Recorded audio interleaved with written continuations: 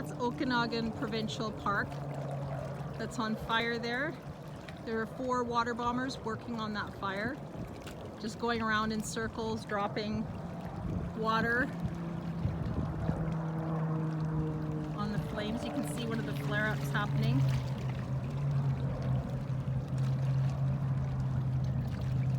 The fire also continues up and over the other side of that mountain.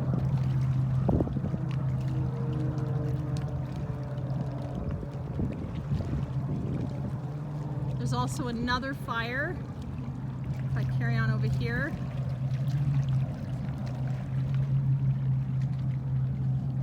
On that hillside right there that they haven't even touched yet.